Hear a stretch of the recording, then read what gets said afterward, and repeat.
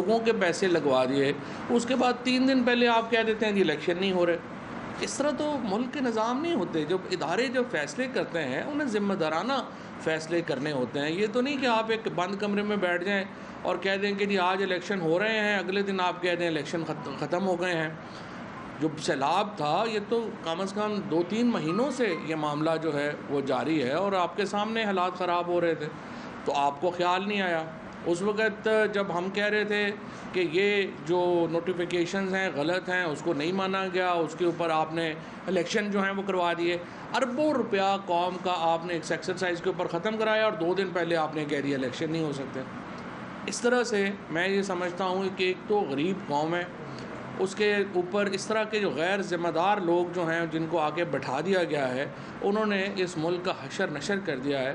اور election commission کی جو کارکردگی ہے، ایک تو ان کا باعث ہے جو پی ٹی آئی کے خلاف ہے، وہ تو اس کے اوپر تو ہم بات کرتے ہی رہتے ہیں، لیکن جو ایڈمنسٹریٹو کیوس ہے وہاں پہ، جو اس وقت ہم دیکھ رہے ہیں کہ ایک انتظامی بحران ہے الیکشن کمیشن کے اندر، جو صریحاً چیف الیکشن کمشنر اور ان کی جو ٹیم ہے اس کی نالائکی کی وجہ سے پیدا ہوا ہے۔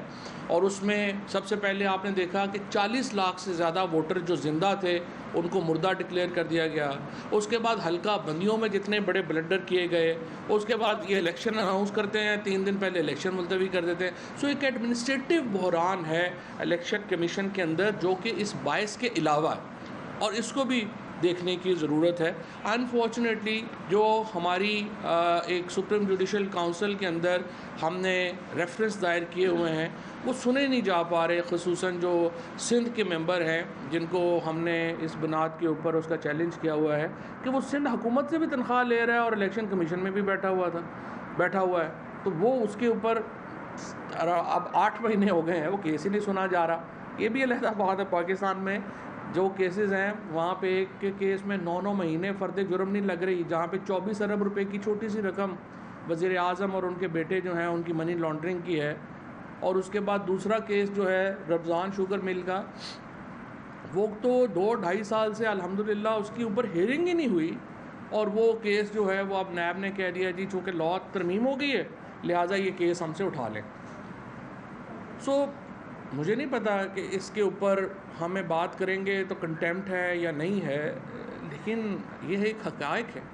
شہباز شریف جب وزیر اعظم بنے، حمزہ شہباز چیف منسٹر بنے، اس وقت ان کے اوپر جس دن ان کا حلف تھا اس دن ان کے اوپر فرد جرم لگنی تھی، وہ فرد جرم نہیں لگی ہے، وہ فرد جرم 9 مہینے ہو گئے نہیں لگ رہی۔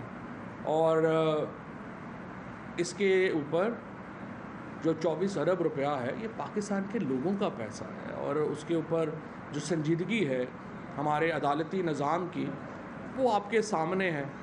اور پھر بات کریں تو پھر آ جاتا ہے کہ نہیں جی یہ بڑی توہین ہو گئی ہے، لیکن پوری قوم جو ہے وہ یہ دیکھ رہی ہے، اور اسی لیے پاکستان کا جو جسٹس سسٹم ہے اس کے اوپر جو سوالیہ نشان ہے وہ انفارچونیٹلی برقرار ہے۔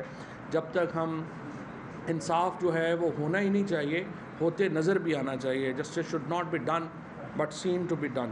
اور اسی لیے جو ادارے ہیں ان کے ساتھ دیکھیے، ملک میں ادارے ضروری ہیں، چاہے فوج ہے چاہے جوڈیشری ہے، ان کے بغیر تو ملک نہیں چلتے، اور ہم اداروں کے ساتھ قریبی تعلقات رکھنا چاہتے ہیں، ہم ایک پیج پہ رہنا چاہتے ہیں اداروں کے ساتھ، لیکن جو ہمارے کانسٹیٹیوشنل ادارے ہیں، سیاسی جماعتیں بھی ان میں ایک اہم ادارہ ہے جو آرٹیکل 17 کے تحت بنتی ہیں، اور سیاسی جماعتیں ول آف دا پیپل کو ریپرزینٹ کرتی ہیں۔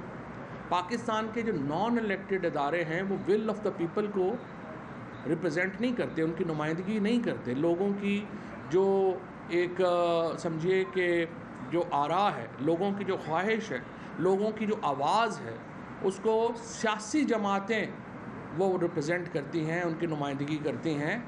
نان الیکٹڈ ادارے لوگوں کی نمائندگی نہیں کرتے، لہٰذا جہاں پہ ہم نان الیکٹڈ اداروں کا عزت اور احترام ہے اور انہیں ایک پیج کے اوپر ہونا چاہیے، وہیں پر جو غیر منتخب ادارے ہیں ان کو سیاسی جماعتوں کو اور سیاسی لیڈرشپ کا رول کا بھی احترام کرنا چاہیے، اور بند کمروں میں بیٹھ کے سیاسی جماعتوں کے اور سیاسی لیڈرشپ کے جو قد ہیں ان کو اوپر نیچے کرنے کی سوچ جو ہے وہ نہیں ہونی چاہیے، کیونکہ اس طرح سے توازن بگڑ جاتا ہے، اور جب ملک کا توازن بگڑ جائے تو ہم نے دیکھا ہے دنیا میں یہ ہو نہیں سکتا کہ اداروں کی آپس میں جب ایک پیج پہ نہیں ہوں، ادارے ایک طرح کی پالیسیز جو ہیں وہ نہیں کریں گے، وہ ملک نہیں چل سکتا۔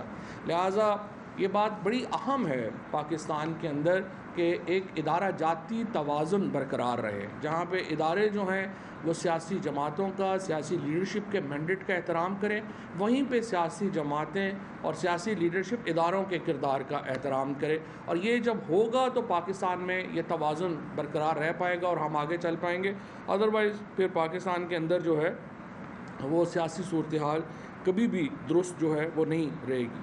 ہماری جو گزارش ہے وہ صرف اتنی سی ہے کہ حتمی فیصلے جو ہیں وہ بند کمروں میں نہیں ہونے چاہیے، وہ پاکستان کے عوام کو کرنے دیں۔ پاکستان کے عوام جو ہیں وہ فیصلے کریں گے تو پاکستان کی جو بھلائی ہے وہ ہوگی۔ بند کمروں میں ہونے والے فیصلے جو ہیں ان کا نہ تو ان کی کوئی لائف ہوتی ہے، نہ ان کی کوالٹی ہوتی ہے، لہٰذا یہ پاکستان کے عوام کو فیصلے جو ہیں وہ کرنے چاہیے۔ ان 4 مہینوں میں جو ایک سازش کے نتیجے میں جس طریقے سے ایک منتخب حکومت کو ہٹایا گیا، آپ دیکھیے اس کے بعد حالات کیا ہو گئے ہیں۔ اس کے بعد پاکستان کی معیشت کی کمر ٹوٹ گئی ہے۔ آج پاکستان کے عوام جب بجلی کے بل دیتے ہیں تو مجھے احساس ہے، مفتاح اسماعیل صاحب جو ہیں انہوں نے کل پریس کانفرنس کی، لیکن پورے 14 کروڑ جو ہمارے 22 کروڑ لوگ ہیں ان کو وہ کئی مہینوں سے رلا رہے ہیں۔ 22 کروڑ لوگوں کو اتنے مہینوں سے رلا رہے ہیں، اور اس کے بعد ہم نے دیکھا کہ ان کی آنکھوں میں بھی آنسو آ گئے، لیکن یہ آنسو تو آپ ہی کے دیے ہوئے ہیں۔ آج تک ہمارے فائنانس منسٹر نے، ہمارے پرائم منسٹر نے، اس کابینہ نے ایک بھی کو مجھے ایسی پریس کانفرنس بتا دیں جس میں انہوں نے اپنا کوئی پروگرام دیا ہو، اپنا کوئی ایجنڈا دیا ہو جس سے کوئی لوگوں کی زندگیاں بہتر ہو سکیں۔ ہمیں آ کے بتاتے ہیں کہ جناب اگر ہم IMF سے نہ ڈیل کرتے تو ملک ڈیفالٹ ہو جاتا، لیکن جب ملک آپ کے حوالے ہوا تھا اس وقت تو یہ ملک 6% کے اوپر گرو کر رہا تھا۔ اس وقت تو یہاں پہ ہمارے ہاں آٹا جو تھا وہ 55 روپے کا مل رہا تھا، کراچی میں آج آٹا 104 روپے کے اوپر ہے۔ جب ہم نے جو حکومت عمران خان سے جب آپ نے لی تھی، عالمی منڈی میں تیل جو تھا وہ $105 بیرل کے اوپر تھا، آج $83 بیرل کے اوپر ہے، اور قیمت آپ دیکھ لیں آپ نے 80 روپے قیمت جو ہے وہ بڑھا دی۔ آج جو خوردنی تیل ہے اس وقت جو انٹرنیشنل مارکیٹ میں وہ $1700 کے اوپر تھا جب PTI کی حکومت تھی، آج خوردنی تیل کی عالمی قیمت $800 ہے، لیکن یہاں پہ تیل کی قیمتوں میں، جو ہمارے گھی کی قیمتوں میں 100 روپیہ بھی کمی نہیں ہوئی، 1 روپیہ بھی کسی آپ نے لوگوں کو جو ہے وہ ٹرانسفر نہیں کیا۔ اسی طریقے سے جو بجلی کی ہماری قیمت ہے، جب ہم نے PTI نے حکومت چھوڑی تھی تو وہ 16 اور 18 روپے کے درمیان جو تھی وہ فلکچویٹ کر رہی تھی پر یونٹ، اس وقت 36 روپے سے بھی زیادہ ہو گئی ہے۔ تو مجھے آپ بتائیے کہ اس حکومت کے پاس کوئی ایجنڈا نہیں ہے، کوئی فیصلے نہیں کر سکتے۔ آج دیکھیے مثلا پورے ملک میں مسئلہ پیناڈول ہی نہیں مل رہی۔ پیناڈول کیوں نہیں مل رہی؟ اس لیے نہیں مل رہی کہ حکومت جو وفاقی کابینہ نے جو قیمت طے کرنی تھی پیناڈول کی وہ کر ہی نہیں پا رہے، لہٰذا اس کی وجہ سے پورے ملک میں دوائی کی پیناڈول جیسی دوائی کی قلت ہو گئی ہے۔ باقی جو دوائیاں ہیں ان کی ایک لمبی فہرست ہے جو بننا بند ہو گئی ہیں پاکستان کے اندر۔ یہ جو مہینے ہیں، جو پچھلے 4-5 مہینے ہیں، ان میں آپ نے یہ دیکھا ہوگا کہ پاکستان کے اندر کوئی نیا پروجیکٹ جو ہے، لارج سکیل مینوفیکچرنگ کو تو بھول ہی جائیں، ریئل اسٹیٹ کا بھی کوئی نیا پروجیکٹ پاکستان میں نہیں آیا۔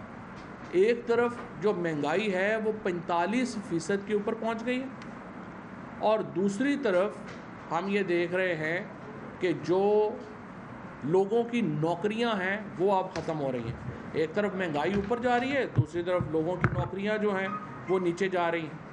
اور اگر آپ یہ سمجھیں کہ یہ حالات آپ میڈیا کے اوپر سینسرشپ کر کے، لوگ تو بیوقوف ہیں ان کو تو سمجھ نہیں آ رہے، ہمیں پتہ ہے کہ آج میڈیا بیچارہ اتنا بے بس ہے کہ وہ مہنگائی بھی ڈسکس نہیں کر سکتا۔ 2 اینکر جو مہنگائی ڈسکس کر رہے تھے ان کو مالکوں کی طرف سے وارننگ آ گئی کہ ابھی یہ نہیں ڈسکس کرنا. جو اس وقت اخبار کی آپ خبریں اٹھا کے دیکھیں، پاکستان کے اندر ہیڈ لائن سینسر ہوتی ہیں، اور بڑی بڑی اخباریں جو اس وقت ہمارے دور میں ڈان جیسی اخباریں جو ایڈیٹوریل لکھتی تھیں کہ بڑا ظلم ہو گیا، لٹ گئے، مر گئے، برباد ہو گئے، وہ نظر ہی نہیں آ رہے.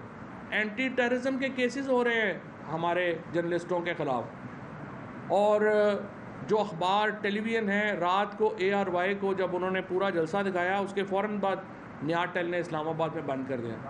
وہ سینسرشپ اس وقت پاکستان میں میڈیا کے اوپر ہے. اینٹی ٹیررزم ایکٹ کا اور جو بلاسمی کیسز ہیں، توہین مذہب کے قانون ہیں، کبھی کسی اور حکومت نے اپنے سیاسی مخالفین کے خلاف، اپنے میڈیا کے کرٹکس کے خلاف اس طرح سے استعمال نہیں کیے جس طرح سے پاکستان میں ہو رہے ہیں. میں تو سپریم کورٹ کی توجہ دلانا چاہوں گا، پاکستان پہلے ہی دہشت گردی سے شدید متاثر ملک ہے، اور یہاں پہ اگر آپ اینٹی ٹیررزم کی جو لا ہے اس کو اتنا ٹریولائز کر دیں گے، اتنا اس کو عمومی استعمال میں لے آئیں گے کہ اپنے ہر سیاسی مخالف کے خلاف آپ اینٹی ٹیررزم ایکٹ کے کیسز کریں گے، آپ کے جو اصل کیسز ہیں جن پہ اینٹی ٹیررزم لگنا چاہیے وہ وہاں افیکٹ ہوں گے. عمران خان کے اوپر آپ نے اینٹی ٹیررزم ایکٹ لگا دیا ہے. آپ نے جو باقی لوگ ہیں ان کو، جو میڈیا کے لوگ ہیں، جمیل فاروقی کو آپ نے اریسٹ کر لیا اینٹی ٹیررزم ایکٹ کے اوپر. شہباز گل کو آپ نے بغاوت کے اوپر جو ہے مہینہ ہو گیا رکھا ہوا ہے. اور یہ آپ کی جو اس وقت پالیسیز ہیں، سپریم کورٹ کو چاہیے کہ اس کا نوٹس لے. سیلاب میں آپ کو بتاؤں کہ آج عمران خان دوسری بڑی ٹیلی تھون کرنے جا رہے ہیں سیلاب کے اوپر. جب پچھلی ہم نے جو ٹیلی تھون کی تھی اس میں 5 ارب روپے سے زیادہ کی کمٹمنٹس جو ہیں وہ عمران خان کو ملی تھی. ان 5 ارب میں سے 3 ارب روپیہ جو ہے وہ جمع ہو چکا ہے. وہ پاکستان کو ہمارے جو اکاؤنٹس ہیں خیبر پختونخوا کے اور پنجاب بینک کے، ان میں آ چکا ہے. اور ان میں سے جو 1 ارب روپیہ ہے وہ آپ کو معلوم ہے کہ عمران خان پہلے ہی اناؤنس کر چکے ہیں کہ وہ سندھ میں جائے گا.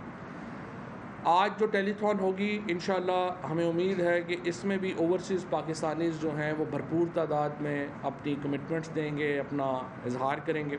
آج ایک میٹنگ بھی ہے ابھی شام کو، جہاں پہ ہم اس کو دیکھ رہے ہیں. ڈاکٹر ثانیہ نشتر جو ہیں وہ اس کی سربراہی کر رہی ہیں کمیٹی کی، جو یہ دیکھ رہی ہیں کہ ہم نے یہ پیسہ خرچ کیسے کرنا ہے، اس کو جو بیسٹ یوٹیلائزیشن جو ہے پیسے کی وہ کیسے ہوگی. اور میں آپ کو یہاں پہ یہ بھی بتا دوں کہ عمران خان کی جو ٹیلی تھون ہے یا جو پیسے جمع ہوئے ہیں، یہ حکومت اس کے اشیر بھی پیسہ جو ہے وہ جمع نہیں کر سکی. کسی اوورسیز پاکستانی نے، کسی پرائیویٹ نے 1 روپیہ بھی شہباز شریف اور حکومت کے فنڈ میں نہیں ڈالا.